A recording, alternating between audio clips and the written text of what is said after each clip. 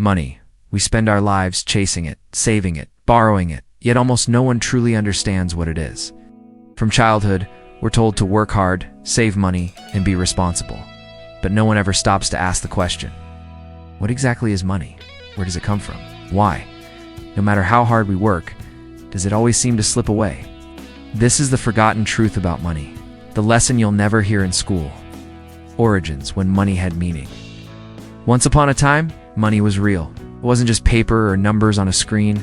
It was gold, silver, and trade goods. In ancient civilizations, people exchanged tangible things of value. Gold coins held intrinsic worth because they were scarce, durable, and universally desired. For centuries, the foundation of global trade was built on this principle. Money equals value. Then came the bankers. In the 17th century, as Europe expanded its empires, merchants began storing gold with goldsmiths for safekeeping. Those goldsmiths issued paper receipts, notes that represented the gold held in their vaults.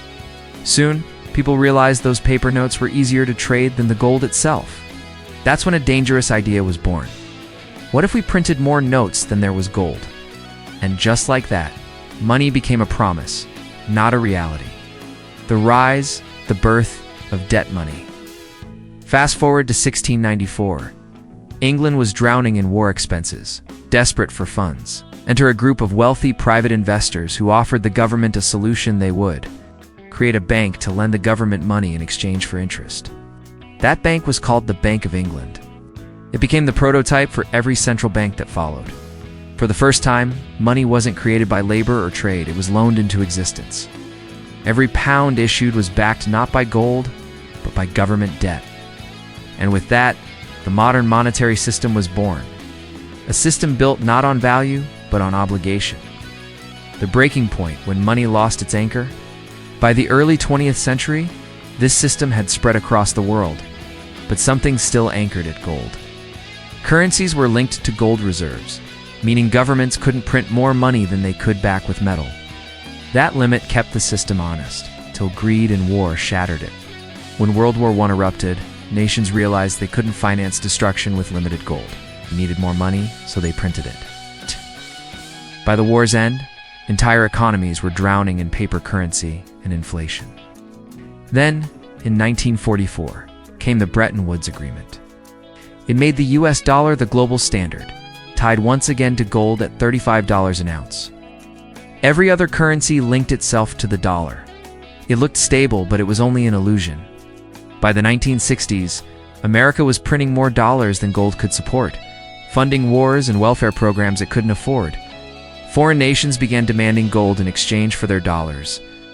And in 1971, President Richard Nixon made a fateful announcement.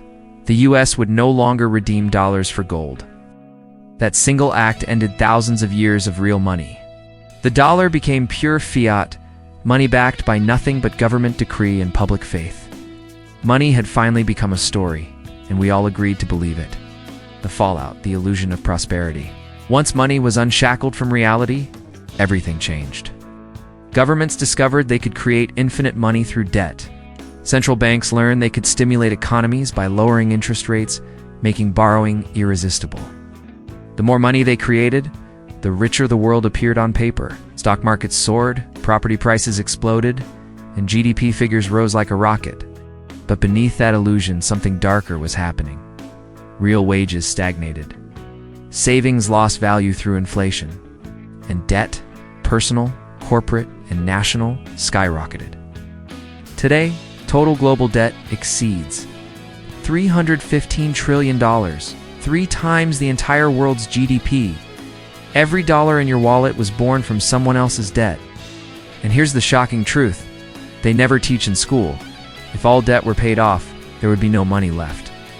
Because in our system, money is debt. It's created when banks issue loans and destroyed when those loans are repaid.